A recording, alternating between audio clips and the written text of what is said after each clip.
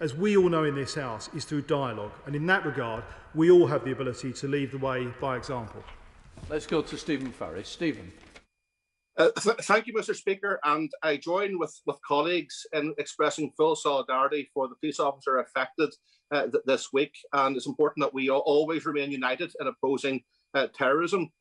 Can I ask the Secretary of State, does he recognise that there is a trade-off between the nature of the UK's Brexit and the level of checks down the Irish Sea, and as a consequence, the UK government can play a key role in diffusing those tensions if, like many other sovereign states, they follow through and negotiate that bespoke veterinary agreement? Well, I would just say to the gentleman, as I outlined in the statement last week, and as I've just said, the tensions that led to the issues we saw that led to violence just a couple of weeks ago now is multifaceted. There's a number of issues going on, as I'm sure he's aware from the statement the other week. I would be very wary of putting it on any one issue or giving anybody the view that there is an acceptable argument to make that because of tensions over the protocol that it's acceptable to go forward to violence. That there is much more to what happened the other week than that, and actually we are very clear about wanting to work through, as I've just outlined, a practical, pragmatic solution with our partners in the EU to ensure that we have that good free flow, flexible flow of products between Great Britain and Northern Ireland in the way we all want to see and as we've delivered from Northern Ireland to Great Britain. Right, let's go to Andrew Gwynn. Andrew. Thank you. I agree with the Secretary of State that the reasons behind the violence are multifaceted, but barriers to trade that the Prime Minister repeatedly and wrongly denied the existence of have played a part in the growing political instability in Northern Ireland, so we need solutions. Can the Secretary of State do what he didn't do in last week's statement and confirm that his government are seeking an agreement on common veterinary standards, which would go a long way to lowering barriers to trade across the Irish Sea on food products? Is he? Secretary of State. Well, we're absolutely working with our partners and colleagues in the European Union, and intensive, as I've outlined. Lord Foss is doing so with Maroš Šefčovič, the Vice President, at the moment to ensure on a wide range of issues, including the agri-foods issues, that we get a resolution that works for the people of Northern Ireland, with Northern Ireland as part of the United Kingdom. He's absolutely right that we have seen an increase in tensions, particularly for the unionist community, whose issue around the sense of identity is one that we need to recognise. I think we can all play our part in helping the EU to better understand the impact of the action they took when they went to trigger Article 16 just those couple of months ago now, and the lasting impact that has had. But obviously the disruption there is something that affects people across the whole community of Northern Ireland. It's something we want to see resolved, and we want to do that in partnership with the EU. Let's go to the Chair of the Select Committee, Simon Hall. Simon. Thank you, Mr. Speaker. Can I associate myself, as others have, with the remarks that the Secretary of State made with regards to the horrible and horrific event yesterday at Dungiven? That and recent scenes, of course, remind us all too well of the horrors of the past, and surely must reinvigorate all of us to ensure that they don't become either endemic to the present or part of Northern Ireland's future. But could I just ask the Secretary of State to assure me that the PSNI has adequate resourcing to proactively interrupt social media platforms and posts, which is clearly now the new way of communicating types of disorder. They need to be able to monitor and intervene. Can he assure me that the full resource of the state is available to them to ensure that this important work is done to the best of their abilities? Secretary of State. Yes, my honourable friend, the Chairman of the Select Committee, makes a very important point, as others made earlier on, around the impact and importance of dealing with social media. And yes, absolutely, I've spoken to the Chief Constable and outlined to him our full support and working with them to ensure that they have access to full capabilities of working and dealing with social media issues. Obviously recognising that policing is a devolved matter, but they have our full support and we will continue to work with them on those issues. We now come to the Shadow Secretary of State, Louise Haig. Very much, Mr. Speaker. Can I also associate myself with the comments and our best wishes to the serving police officer? As a former Special Constable, I know the whole police family will be reeling today, and my thoughts are with them all. Mr. Speaker, in the 23 years since the Belfast Good Friday Agreement, it is not an exaggeration to say that the peace process has never been as vulnerable as it is now. The North-South institutions, fundamental for the support of Irish nationalists, are under pressure, and the East-West relationship has been seriously undermined by the Prime Minister and his approach to Brexit. The Secretary of State bears a responsibility to help stabilise this situation. So will he ensure that the British-Irish Council is now urgently convened to give Northern Ireland representatives a voice in discussions around the protocol and huge decisions about their own future? State. Yes, I was suggesting, Honourable Lady, she looks back a while ago, actually, we announced that the British Irish Council will meet on the 11th of June. Continues its regular meetings, would have never stopped, and the last one was in November last year. But yes, as it's been regularly meeting. Louise. I would suggest that the 11th of June is not an urgent meeting, and would recommend that that meeting be brought forward urgently to discuss these important issues. Now, the Secretary of State will know that some very young children, born long after the Good Friday Agreement, have been involved in some of the recent disorder. Does he agree that wherever appropriate, working with the PSNI, restorative justice should be used to ensure those children aren't criminalised and run the risk of falling into the toxic, coercive grip of paramilitaries? Yes, absolutely. Look, I would also just say, obviously, that the Northern Ireland Executive has been involved in both with the Specialist Committee and that feeds into the Joint Committee through the work that we do, both through the engagement forums and actually meeting with the Vice President Maros Šefčovič just a few weeks ago. So they are consistently involved and feeding into the process the work we do with the EU. But as I say, the British Irish Council date was set a short while ago. In terms of her comments around young people, yeah, it's absolutely right. I fully support that point. There has been community groups, youth working groups, working with young people, not just in the last few weeks, but obviously consistently over the last year or so, who do amazing work to help young people see a way through to a prosperous and an exciting future. We should all be doing all we can to support that, promote that and encourage that, so people are not tempted into, whether it's through social media or bad advice in the heat of the moment in the streets, as we saw a few weeks ago, into the type of behaviour that gives them a criminal record and curtails their opportunities for the future. Yes, absolutely. Spokesperson Richard Thompson. Thank you, Mr Speaker. Can I take this opportunity to associate with myself and my party with the comments that have been made on all sides of the House on the disgraceful and despicable attempt on the life of a serving police officer in Dungiven on Monday. In these heightened times of tensions, although in the community, language and leadership matter. So does the Secretary of State consider that the Prime Minister referring to the ludicrous barriers which result from the protocol, a protocol which he himself insisted on the terms of, are a help or a hindrance to reaching a solution in Northern Ireland which all parts of the community can accept? Well, I think I'm afraid the honourable gentleman has sort of betrayed a lack of understanding. So, in the sense of people of the whole community of Northern Ireland are affected by these problems and the outworkings of the protocol, and whether it's somebody who has a nationalist constitutional view or a unionist constitutional view, the practical outworkings for both consumers and business are real for the whole community. There is that added sense of identity that's been affected for loyalist, unionist community in Northern Ireland, as I've outlined earlier on, and so the Prime Minister's outline was absolutely right. And I think it is helpful in the sense that it is clearly recognised, as the honourable gentleman sadly doesn't, the sense of injustice and the sense of feeling an attack on identity that is there in the unionist community. We have to be clear that we do recognise that and we want to deal with that and to do so with our partners in the EU. To pretend it isn't there simply is not going to handle the problem. Mr Speaker, dissident Republicans tried to murder a police officer and her young child in County Derry this week. Can I take this opportunity as an Irish nationalist to send those dissident Republicans a very clear message? Your quarrel is not with the police, it is not with the British state, it is with the people of Ireland, and that is a battle you will never, ever win. Given the Prime Minister's very speedy response to an issue about football, Mr Speaker, as important as that is, compared to his response and the quickness of his response in terms of violence on the streets of Northern Ireland for almost 10 days, does the Secretary of State agree with me that we need an active and engaged and interested Prime Minister in terms of dealing with our peace process? Yes, absolutely, and I'm very proud of the fact that we do. We have a Prime Minister who's been very much engaged. I would just say to the honourable gentleman, not only he should actually look at the Prime Minister's comments and the fact that he was talking to the Taoiseach in the early stages, and I absolutely agree with his opening remarks, obviously, about dissident Republicans. The Prime Minister has been actively involved, has been in full communication all the way through this process. And in terms of looking at how people deal with this, I would just say that all members of this House, including some of his own party, need to think very carefully when they're tweeting things that actually could be seen as incendiary, to make sure we all take the right tone with these matters to ensure that we return calm for people as quickly as possible when things create. Let's go to Gregory Campbell. Gregory.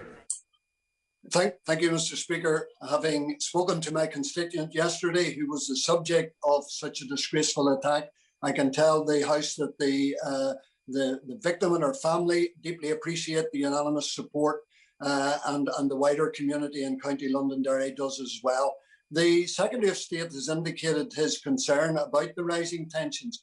Will he take more steps now to understand the activities that are going on, the rationale behind them, the need to stand up to the violence, but the need to understand and take action to deal with the underlying problems that exist in those areas?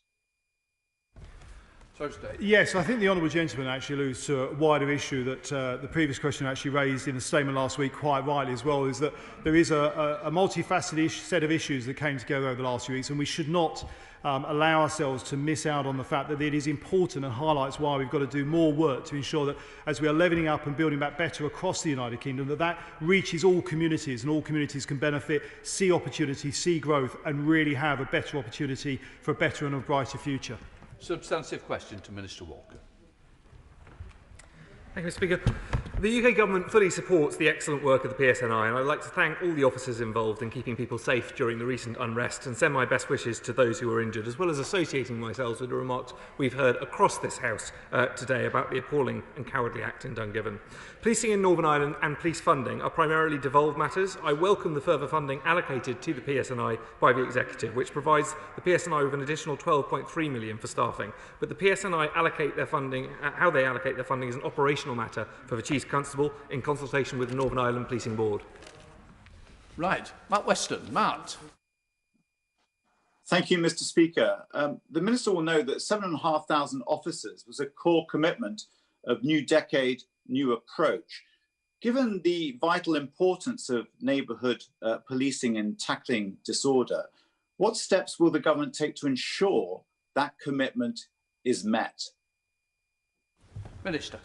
The honourable gentleman is right. This was a commitment for the parties in the Executive under the New Decade, New Approach announcement. Clearly, the UK Government provides funding to the Executive through the block grant, but the Secretary of State has also spoken to the Chief Constable and made clear that if he puts together a business plan, we will work with the Department of Justice to make sure that can be properly supported. We certainly stand ready to support them in that regard. Jamie Stow. Number 15, Mr. Speaker. Secretary of State. Thank you, Mr. Speaker. In the 23 years since the Belfast Good Friday Agreement was signed, there's been a transformative change in Northern Ireland. The hard-won peace has created the conditions for economic growth, investment and stability. As we left the European Union, the protocol was designed to protect the agreement in all of its strands and to safeguard the stability created. It's only by respecting all elements of the Belfast Good Friday Agreement, North-South as well as East-West and obviously Northern Ireland itself, that we will secure the strength and stability into the future. Jamie Stow.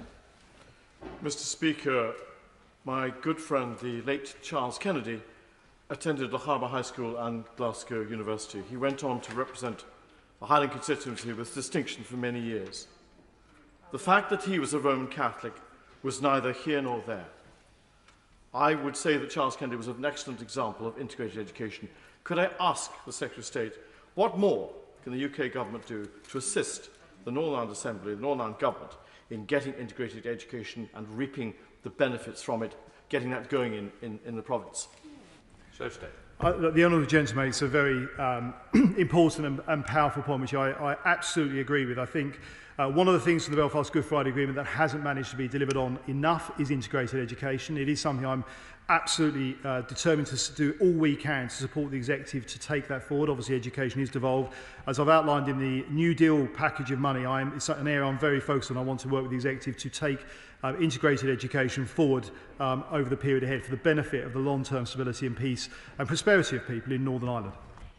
Let's go to Paul Govan. Paul. Thank you. Would the Secretary of State agree that it is not Brexit or leaving the EU that has had an impact on peace in Northern Ireland, but the Northern Ireland Protocol that has been imposed on Northern Ireland by the EU, leaving us in a position where we have not left on the same terms as the rest of the United Kingdom, leaving us with a trade barrier between East and West? This has added additional bureaucracy and administration to local businesses, as well as businesses from England that do not wish to engage in the additional checks that are required. What progress is being made to remove this injustice on Northern Ireland, as we feel we are being punished for leaving the EU? Secretary of State, good luck. Thank you, Mr. Speaker. Well, as I said earlier on, I think over the last few weeks, some of the tension we've seen is multifaceted and a number of issues involved in that. But to go to the honourable gentleman's points around the protocol, obviously that is something we are working through, working intensively with our partners in the EU, Lord Foss working with the Vice President, Maros Šefčovič. We are very much aware that obviously the protocol is there. From the EU's point of view, they want to protect the sacrosanct position of their single market. We're focused and determined about protecting the Belfast Good Friday Agreement, as I said before, in all three of its strands, and very alert to the fact that East-West is as important as any other strand. We want to make sure we deliver on that and we get a solution that means that this can work in a proper way, pragmatic way, that means, as I say, a consumer, a business, a citizen of Northern Ireland can have the same experience as a citizen anywhere else in the United Kingdom. Kevin Blunt. Number 17, please, Mr. Speaker. So state. Thank you, Mr. Speaker. I've been in close conversation with political and community leaders and the police service in Northern Ireland in response to recent events. Their unification in condemning the unrest has been a welcome sign that those engaged in the destruction and disorder that we saw do not represent Northern Ireland.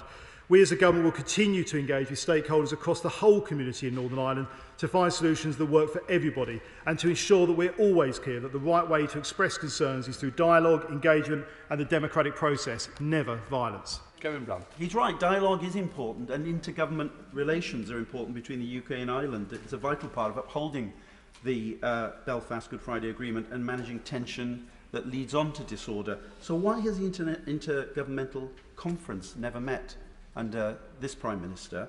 And why has the Prime Minister never chaired the British-Irish Council? And can he commit that he'll chair the next meeting, whether it's in June or sooner, as it should be? Well, the British-Irish Council has met regularly, actually has never ceased to meet regularly and has always been chaired in the same way. The conversations then are ongoing between ourselves and the Irish Government, and even over the last few weeks, whether it's with the Foreign Minister, Minister Simon Coveney, or the Prime Minister talking to Taoiseach, that engagement has been ongoing and will continue to go forward because we are partners working together, a long relationship, positive relationship, and one that's of the benefit for the people of the Republic of Ireland and the whole of the UK. Substantive question to Minister Walker. We recognise the importance of ensuring proper provision and access to mental health services right across the UK. Health services are devolved in Northern Ireland. The funding allocated to this specific service is therefore a matter for the Northern Ireland Executive to allocate from within the substantial resources provided by the UK Government. The UK Government is providing funding of £14.2 billion to the Executive in 21-22, and we would of course be supportive of them allocating some of this funding for these vital services. Let's go to Rachel Hopkins. Rachel. Thank you, Mr. Speaker. Recently published figures show that between January 2017 and September 2020, mental health referral targets were missed over 42,000 times at emergency departments in Northern Ireland. Given rates of suicide continue to be the highest in Northern Ireland of any part of the UK, can the Minister really please confirm the funding in the new decade new approach to tackling the mental health crisis will be urgently released? Minister. Well, the Honourable Lady is absolutely right to draw attention to the acute demand on all health services, which we're seeing across the UK, and including in Northern Ireland. And she's also right to refer to the funding in the NDNA agreement. There was £50 million allocated for mental health support through the Confidence and Supply Agreement. The funding is part of £350 million provided under the Confidence and Supply Agreement to support the health sector. But there's a further £60 million of capital and resource funding for medical purposes, which the Government has since announced and approved, and we continue to deliver on our NDNA commitments to the Executive. That's the end of Northern Ireland questions. We now come to questions to the Prime Minister. I will first call the Prime Minister to answer the engagement question, and then I will then call Ronnie Cowan to ask his supplementary virtually. Prime Minister.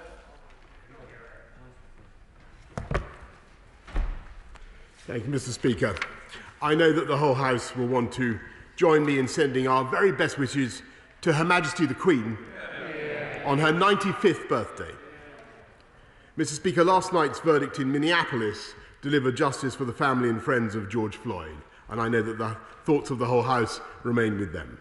Mr. Speaker, I welcome the decision taken by the 6 English football teams not to join the European Super League. The announcement was the right result for football fans, for clubs and for communities across the country. Mr. Speaker, this morning I had meetings with ministerial colleagues and others. In addition to my duties in this House, I shall have further such meetings later today. Let's go to Ronnie Cowan. Ronnie. Thank you very much, Mr. Speaker. May I extend my good wishes to the Queen today in what must be difficult times. I hope she finds she's surrounded by friends and family, and she can find it within herself to take some time to celebrate her 95th birthday. I know the Prime Minister is not a supporter of basic income, but given that Hull, Belfast, Norwich, Leeds, Lambeth, Guildford, Swansea and Glasgow, along with 24 other councils around the United Kingdom, have expressed a desire to run pilot schemes which will enhance all our knowledge of the pros and the cons, will the Prime Minister consider facilitating any pilot projects in the United Kingdom? And has the UK government considered any research into basic income? And if so, what? Prime Minister. I'm grateful to the honourable member for his support for a UK-wide proposal. And I trust he understands the irony of that when you consider, Mr. Speaker, that his party, as I understand it, is still hell-bent on calling an irresponsible referendum on breaking up the United Kingdom. Dr. Luke Evans. Luke. Thank you, Mr. Speaker. And as we come out of lockdown and look to the summer, many people are going to be concerned about their body image. And we know that there are 1.25 million people who suffer with eating disorders and 1 million people using steroids, and that number's getting worse. The Women and Equalities Committee 2 weeks ago released a report on body image, and they concluded that, I quote, doctored photos promoting unachievable body images were having a detrimental impact. So would the Prime Minister consider all options, including labelling digitally altered images, to help deal with the issues raised of body image? Prime Minister. Mr. Speaker, my honourable friend is raising a very important point, and I think he and the whole House are aware of the pressure that young people in particular can feel as a result of doctored images, and as part of the online advertising, the consultation on the online advertising programme, we will look at what we can do, and I know that we will be responding to the Select Committee's report in due course. We now come to the Leader of the Opposition, Keir Starmer. Thank you, Mr. Speaker. Can I join the Prime Minister in wishing Her Majesty a very happy birthday? The last few weeks have been a time of incredible personal anguish. We all send Her Majesty and the royal family our very best wishes. Can I also join the Prime Minister in his comments about the verdict in the George Floyd case, justice in that case, and even as an Arsenal season ticket holder, can I join him in his comments about the European Super League, which would have destroyed football, and we now need to get on with the other changes that are necessary. And finally, Mr. Speaker, can I also send my condolences to the family of Frank Judd, who died earlier this week. Frank was a much-loved member of this House and the other place for many decades, and highly respected as a Labour minister, a great internationalist and campaigner for peace and human rights, and he will be sadly missed. What does the Prime Minister think is the right thing to do if he receives a text message from a billionaire Conservative supporter asking him to fix tax rules? Prime Minister. Mr. Speaker, first of all, I echo the Right Honourable Gentleman's remarks about Frank Judd. And can I say to him, in response to his question, that if he's referring to the request from James Dyson, I make absolutely no apology at all, Mr. Speaker, for shifting heaven and earth and doing everything I possibly could, I think any Prime Minister would in those circumstances, to secure ventilators for the people of this country and to save lives and to roll out a ventilator procurement which the Labour-controlled Public Accounts Committee themselves said was a benchmark for procurement. Mr. Speaker, let's be clear what these texts show. The Prime Minister was lobbied by a wealthy businessman and a close friend for a change in the tax rules. Tax rules. The Prime Minister responded, "I'll fix it." Then, after a discussion with the Chancellor, who everybody seems to be lobbying these days, the Prime Minister texted his friend to say, "It's fixed." How many other people with the Prime Minister's personal number has he given preferential treatment to?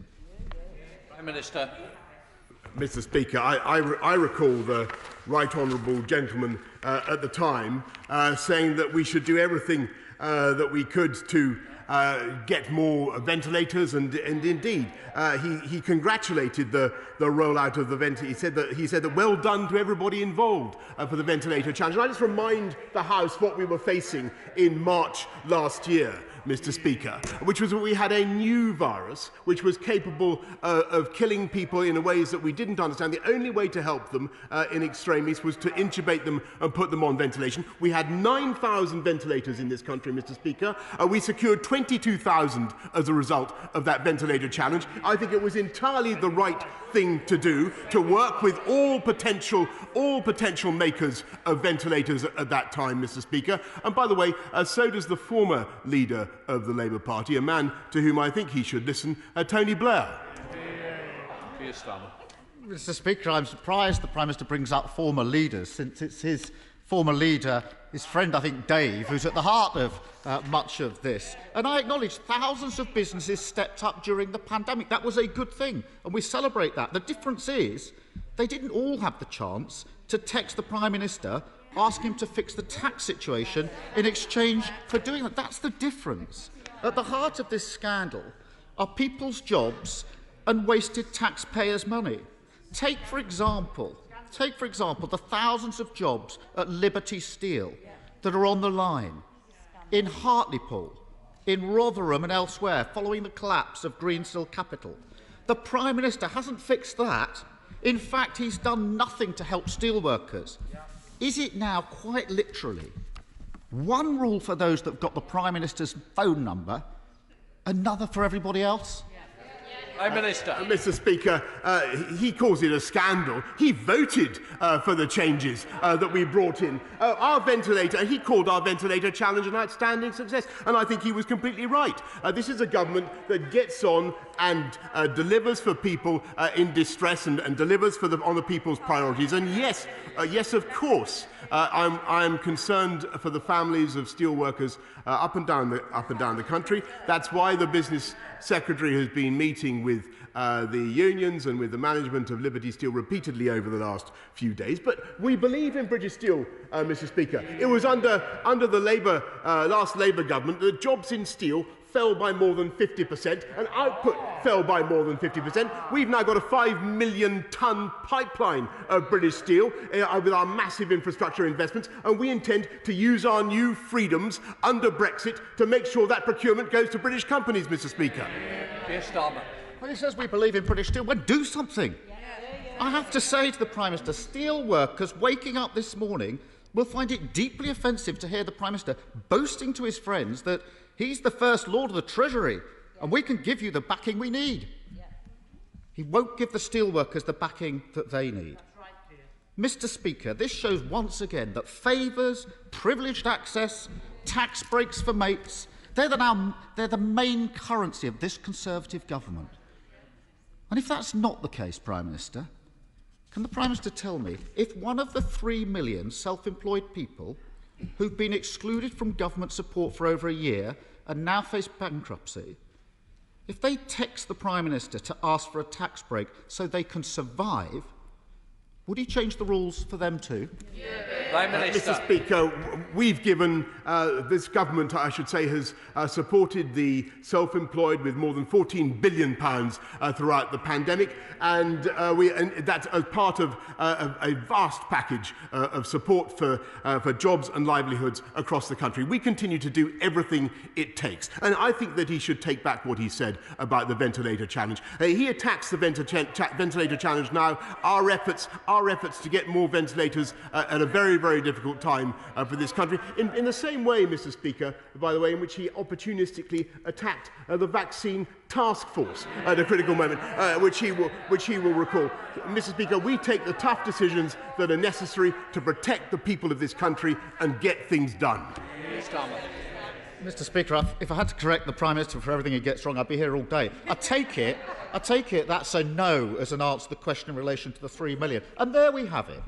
An open door, but for those with the Prime Minister's number, a closed door to the 3 million. What this shows once again is the extent of the sleaze and cronyism that's at the heart of his Conservative government. Let me try another way, Prime Minister. Let me try another way. If an NHS nurse If an NHS nurse, Prime Minister, who's been working on the front line during the pandemic, had the Prime Minister's phone number, would they get the pay rise they so obviously deserve? Mr. Speaker, I'm proud of what this government has done to support the NHS throughout the pandemic, with record investments and with another 92 billion that we put in to support the NHS throughout the pandemic. And what we're doing to help nurses, as he knows, is last year putting in the bursary of £5,000 plus the £3,000 on top to help them with training and the costs of childcare. A 12.8% increase on starting salary just in the last couple of years, Mr. Speaker. And above all, this is the government that is helping nurses and helping the profession by recruiting more than ever before. And there are already 50,000 more people in the NHS this year than there were last year, Mr. Speaker, and 10,600 more nurses. That's what I'd say to many of the nurses that I've talked to in the last few days and weeks, and we will continue to back them to the hilt. Keir Starmer.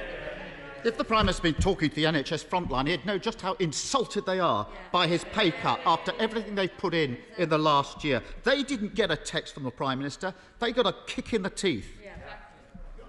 Mr. Speaker, there's a pattern to this government. The Prime Minister is fixing tax breaks for his friends. The Chancellor is pushing the Treasury to help Lex Greensill. The Health Secretary is meeting Greensill for drinks. And David Cameron's texting anybody who'll reply. Every day there are new allegations about this Conservative government. Dodgy PPE deals, tax breaks for their mates. The Health Secretary owns shares in a company delivering NHS services. Sleaze, sleaze, sleaze. And it's all on his watch. With this scandal now firmly centred on him, how on earth does he expect people to believe that he is the person to clean this mess up? Mr. Speaker, I'll tell you why. Because I'll tell you why this government is doing the right thing at the right time. Because the difference between us and the Labour Party is I'm afraid, staringly obvious. And we get on with taking the tough decisions to protect the people of this country and to take our country forward, uniting and levelling up. We take the tough decisions to procure tens of thousands of ventilators in record time, which apparently he now opposes. We put forward tougher sentences for rapists and violent criminals, Mr. Speaker, which he then opposes on a 3-line whip, Mr. Speaker. And we take tough decisions to stick up for the fans, of our national game. Captain Hindsight snipes continually from the sidelines. This government gets on with delivering on the people's priorities, Mr. Speaker. Philip Davis. Thank you, Mr. Speaker. Back in 2019, the government gave the Labour Council in Bradford hundreds of thousands of pounds to carry out a feasibility study for Shipley Eastern Bypass. It was due to report in the autumn of 2019. They put it back to April 2020, and yet a year on from that, there is still no sign of it. Please will the Prime Minister intervene to ensure this vital infrastructure project is delivered? And will he meet with me and our honourable friend, the member for Keighley, to see how we can progress our campaign to break away our constituencies from Bradford Council to set up a truly local unitary authority to deliver for our constituents? Prime Minister. Mr. Speaker, on the second point, I'm sure the relevant minister will be happy to meet and to consult him. But on his point about the Shipley bypass, the matter is currently with Bradford Council, and I suggest that Labour controlled council follow the example of many Conservative controlled councils and deliver that essential infrastructure project on time, creating jobs and opportunities for his constituents. Let's go to the Leader of the SNP, Ian Blackford. Ian. Thank you, Mr. Speaker. And can I associate myself with the remarks of the Prime Minister and the Leader of the Opposition on both the Queen's 95th birthday and the justice that we've now seen in the George Floyd case. Mr. Speaker, this morning's revelations surrounding the Prime Minister's interference in COVID contracts are incredibly serious. Whether it's cash for questions in the 90s or text for contracts during this pandemic, people know this is the same old story. This is how the Tories do government. The Prime Minister is at the very heart of this scandal. Mr. Speaker, Well, the Prime Minister revealed today how many more COVID contracts he personally fixed. And if he has nothing to hide, will he publish all personal exchanges on these contracts before the end of the day? Prime Minister. Mr. Speaker, of course, there's absolutely nothing that to conceal about this, and I'm happy to share all the details with the House, as indeed I've shared them with my officials immediately. Mr. Speaker, and it's thanks to that immediate action that we've been able to roll out, and not just to deal with the ventilator challenge, but also to help the people of the whole United Kingdom to get access in record times to the vaccines on which we all depend. And I think what the people of this country, and the same goes for rolling out PPE, Mr. Speaker. We've had to work at incredible speed, and I think the people of this country understand that it is sometimes necessary to act decisively to get things done. Let's go back to Ian Blackford. Ian. If the Prime Minister says there's nothing to see here, publish them. Let us all see them. Let's have that transparency, because frankly, his excuses just don't stack up. Last March, the Prime Minister and the Chancellor had all the time in the world to fix contracts for a cosy club of friends and Tory donors, but didn't have any time to support the millions of self-employed. Those 3 million people didn't have a David Cameron or a James Dyson to text the Prime Minister for them. They were on their own, and they were left behind by this Prime Minister. This Tory text for contract scandal is growing more and more serious with every revelation. The Prime Minister was eager to initiate an inquiry into his predecessor, David Cameron. Will be as quick to commit to a public and comprehensive inquiry into himself and his own government. Politics, Prime Minister. Mr. Speaker, he says we had all the time in the world. In fact, as the House will recall, at the end of March last year, the pandemic was taking off very fast, and we had to act very fast, as I think people up and down this country understand. And I thought that his dog just made a more sensible contribution just now than he did. Faye Jones. Thank you, Mr. Speaker. Farmers in Brecon and Radnorshire have worked tirelessly to give us world-class British food throughout the pandemic.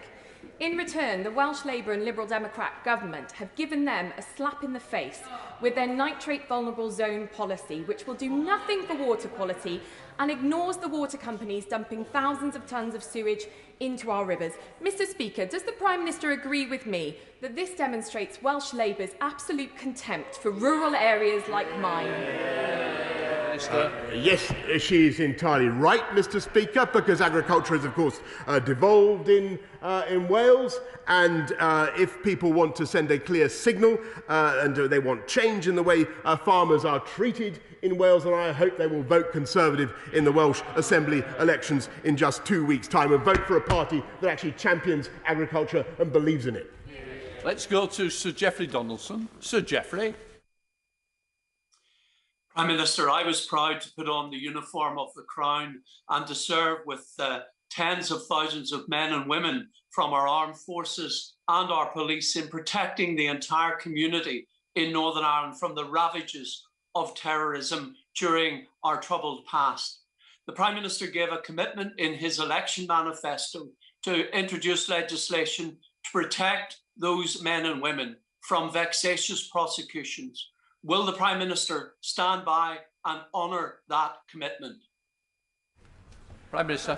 I thank the right honourable gentleman very much for, first of all, for his service, and I know that the whole House will agree. And I want to put on record, by the way, Mr. Speaker, my thanks to the former Minister for Veterans for all that he did to help with improving the lot of veterans across our country. And we have protected many veterans with the Overseas Operations Bill. There is more to be done, as he rightly says, in the case of veterans of the Northern Ireland conflict, and we will be bringing forward further measures in due course. Let's go to Ian Levy. Ian. Thank you, Mr. Speaker. Since 2019, Blythe Valley has benefited from significant investment for levelling up, including the Towns Fund, the Future High Streets Fund, and the reinstating of the rail line. We know now that Blythe will be the home of the UK's first gigafactory, developed by British Volt, further demonstrating the commitment to build back better. Can I congratulate my friend on his drive and commitment to help in areas which have been neglected for so long, and ask him to assure the House that he will do all that he can to help those areas realise their full potential. And I would like to offer my right honourable friend an open invitation to visit this fabulous constituency of Blythe Valley, where I'm sure he will receive a very warm welcome. Prime Minister.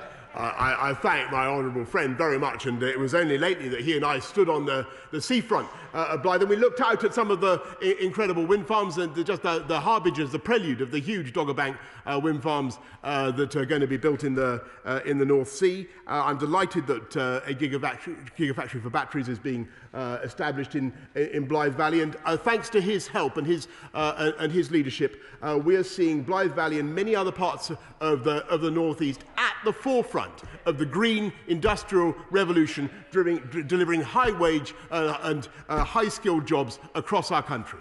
Kim Johnson. Thank you, Mr. Speaker. Last week, hundreds of GMB gas engineers were sacked for refusing to sign new contracts, expecting them to work harder and get paid less. Fire and rehire abuses by rogue employers are spreading through workplaces like a virus. The government has called the practice unacceptable and bully boy tactics, but refused to take action to ban it. I'm giving the Prime Minister the chance to show us all where he stands. Will he commit here and now to include proposals to end this shameful and immoral practice of fire and rehire in next month's Queen's speech? Yes or no? Prime Minister. I repeat what I've said about that practice, and if she'd be kind enough to send me particular details about the case that she mentions, she raises, I will be happy to take it up. Dr. Ben Spencer. Thank you, Mr. Speaker. Access to superfast broadband is critical in today's society, but many people living in Runnymede and Weybridge can't access it. And while this question is essential viewing, my constituents may struggle to watch it streaming at home this evening if someone else is catching up on the MasterChef final. Does my right honourable friend share my ambition that everyone in Runnymede and Weybridge should have access to superfast broadband, just as every house should have access to water and electricity? Prime Minister. I thank my honourable friend, and he's entirely right, and that's why we've massively accelerated the rollout of gigabit broadband, superfast broadband and gigabit broadband, and coverage of reliable gigabit broadband was just 9% when this government took over. It will be 60% by the end of this year, and we're driving it up across the whole country, uniting and levelling up and unleashing the potential of the entire of the UK. Thank you. Day after day, we see more corruption come to light. Yet day after day, I speak to more desperate constituents who are excluded from this government's support. People who've lost livelihoods, homes, businesses built up over the years and been unable to put food on their table. And yet it seems all they needed was the Prime Minister or Chancellor's phone number. Yeah. Frankly, I'm ashamed on behalf of this country. So will the Prime Minister and Chancellor now take the calls of my constituents in Cardiff North and meet with me and them to discuss how they can rebuild their lives after losing so much? Prime Minister. Mr. Speaker, I'm proud of the rollout of the ventilators, 30,000 that we delivered from scratch. I'm proud of it. I'm proud of the decisions that we took. I'm proud of what we did, criticised by the Labour Party, to roll out vaccines at record speed. I'm proud of what we did to support the people of this country throughout the pandemic with an overall package of £407 billion to support the people of this country. And this country will bounce back all the better and all the stronger because of the strong economy that we ensured that this country had going into the crisis, which would have been impossible, Mr. Speaker, under a Labour government. And that is what she should tell her constituents. Andrew Rosner. Mr. Speaker, I was deeply concerned at the weekend following reports in the Sunday Express that the statue of the great United States President Ronald Reagan, which once stood in Grosvenor Square, has been removed and remains out of public sight. I know the Prime Minister will agree with me that President Reagan was a true friend to the United Kingdom, who, alongside Margaret Thatcher, ended the Cold War and supported Britain during the liberation of the Falkland Islands. Now that our American friends have moved to a new embassy in Wandsworth, would the Prime Minister agree with me that President Reagan's statue should be moved to a more prominent location on Parliament Square so that visitors from home and across the globe can honour this remarkable man? Prime Minister. Did you notice, Mr. Speaker, how the benches opposite recoiled at the idea of the recapture of the Falkland Islands, when you've just heard an honourable member say that she was ashamed of her country, Mr. Speaker? It is no wonder that people take that kind of attitude. I think that he's entirely right in what he says about President Reagan. I think he was a very distinguished president. It's not up to me to install a statue for him. I think that's for the Greater London Authority. I think he has to appeal to the current Mayor of London, or let's hope there's a new one to do justice to the memory of Ronald Reagan. Let's go to Dr. Philippa Whitford. Philippa. Thank you very much, Mr. Speaker. Polio, a disease that kills and maims children, has been eliminated in all but one region of the world due to the incredible work of the Global Polio Eradication Initiative. In 2019, the UK International Development Secretary pledged £400 million to the programme, as he said to do otherwise would risk a return to thousands of new polio cases every year. So will the Prime Minister now reassure the House that he will honour that commitment? Yes, Mr. Speaker, the Global Polio Eradication Initiative has been backed by £1.37 billion in UK aid since 1995. And as she rightly says, there are many proud successes of that programme and polio across the planet, very largely thanks to the help of the British taxpayer, has been almost eliminated. Let's go to Saki Bhatti. Saki. Thank you, Mr. Speaker. I'm pleased that common sense has prevailed and that all 6 English clubs have now committed to withdrawing from the European Super League. Does my right honourable friend agree that if we are to protect the beautiful game further, football clubs must put fans at the heart of their decision-making? Prime Minister. Yes, I do, Mr. Speaker, and I think that one of the most worrying features about the European Super League proposals is that they would have taken clubs that take their names from great famous British towns and cities, English towns and cities, and turned them just into global brands with no relation to the fans, to the communities that gave them life and that give them the most love and support. And that was, in my view, totally wrong, to say nothing of the lack of competition. And it's entirely right that my honourable friend, the member for Chatham and Aylesfield, will do a root and branch investigation into the governance of football and into what we can do to promote the role of fans in that governance. Brown. Thank you, Mr. Speaker. The Prime Minister will be aware that opinion polls continue to show a majority in favour of Scottish independence. Does he agree that one factor is the fact that we've been lumbered with a Prime Minister who thinks that £1 spent in Croydon is of more value to the country than £1 spent in Strathclyde? Prime Minister. Mr. Speaker, I think what the people of Scotland need is a government and administration in Scotland that spends the taxpayers' money in Scotland better and more wisely, because the results, I'm afraid, of the Scottish Nationalist Party are dismal. They're failing on education, they're failing on crime, they're failing on their taxation policies, Mr. Speaker, and no wonder all they can talk about is another irresponsible referendum and breaking up this country. Griffith. Thank you, Mr. Speaker. Recycling is one way in which we could all individually tackle the climate crisis. Will he join me in congratulating West Sussex County Council on recycling 53% of their household waste, a level that's almost double that of neighbouring Brighton Council? Yeah, Mr. My honourable friend draws attention to a very valuable and important point, which is across the country, Mr. Speaker, it is Conservative councils that keep your council tax low, overwhelmingly, and deliver better services, such as recycling. And he's absolutely right to laud the efforts of the Conservative-led council in West Sussex, Mr. Speaker. Let's go to Carl Turner. Carl. In a recent Conservative Party political broadcast, the Home Secretary claimed that only Conservative police and crime commissioners are responsible for increasing police officer numbers. Yet Humberside's Police and Crime Commissioner, Keith Hunter, has put well over 500 additional officers on our streets since 2016, the largest proportionate increase in the country, and was doing so well before the government pledged to reverse their own cuts. So will the Prime Minister take this opportunity to do the decent thing, correct the record, and congratulate Keith Hunter from taking Humberside Police from the worst performing force to one of the best in his time as Police and Crime Commissioner? Prime Minister.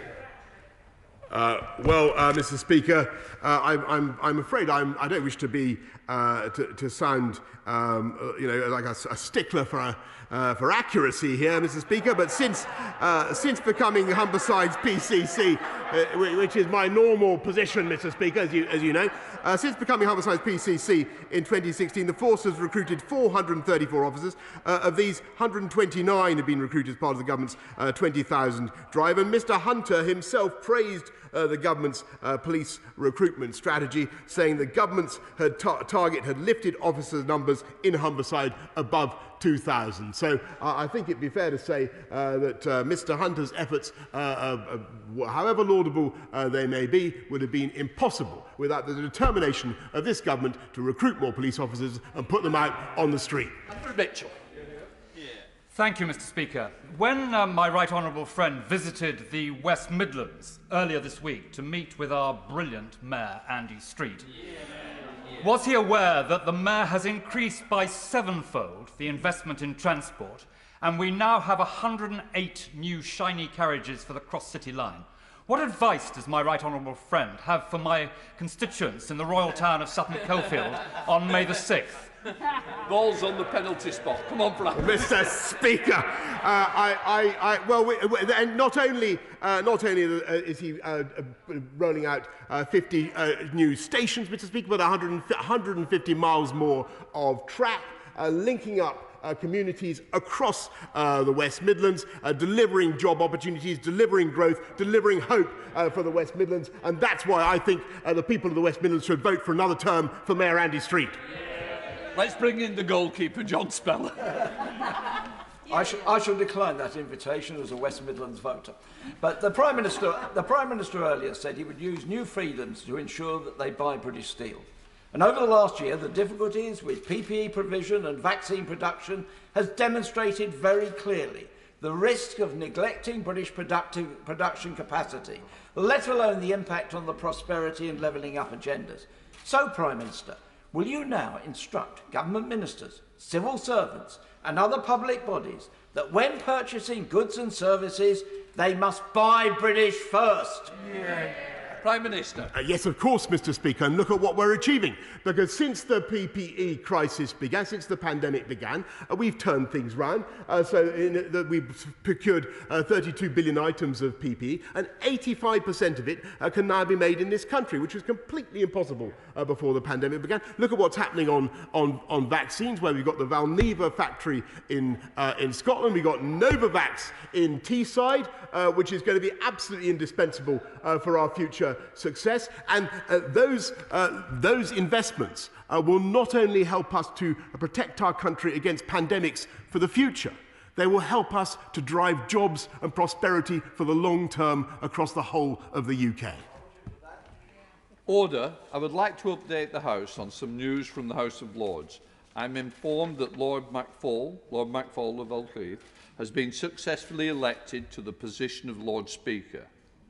I have known John McFall since I was elected the MP for Chorley in 1997, and you couldn't find a nicer, kinder and more welcoming politician.